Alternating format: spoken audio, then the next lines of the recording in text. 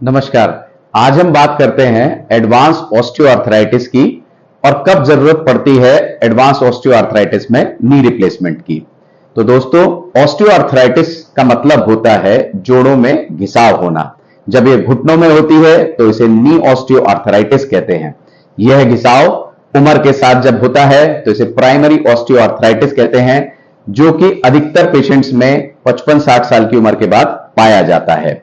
इस आर्थराइटिस की various stages होती हैं, स्टेज 1 से लेकर स्टेज 4 तक। तो जैसे जैसे घुटना घिसता चला जाता है, स्टेज 3 और स्टेज 4 एडवांस आर्थराइटिस कहलाती हैं। अब इस आर्थराइटिस में जोड़ के अंदर की चिकनी सतह यानी कि कार्टिलेज और मेनिस्कस खत्म हो जाता है, जिसकी वजह से जब भी घुटना मोड़ते हैं, चलते हैं, तो खुरदरा सरफेस आपस में रगड़ खाता है और पेशेंट्स को पेन जनरेट होता है। अधिकतर पेशेंट्स पेन को सहते हुए या पेन किलर खाते हुए कई साल बिता देते हैं। इस तरह चलते जाने के कारण उनके घुटनों में टेढ़ापन आने लगता है, चाल में बदलाव आ जाता है, वह साथ ही कमर दर्द की भी शिकायत आने लगती है।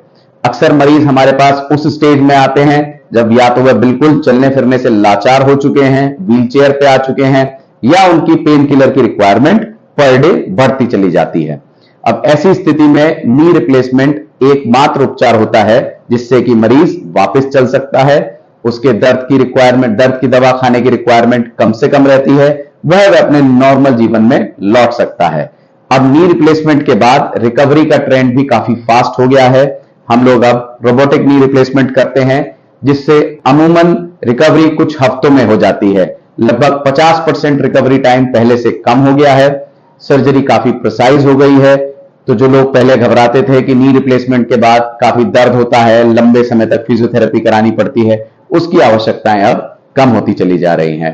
तो अपने दर्द को सहे नहीं, अपने घुटनों को टेढ़ा ना होने दें और समय रहते अपने डॉक्टर से मिलें और नी रिप्लेसमेंट की सलाह लें। धन्यवाद।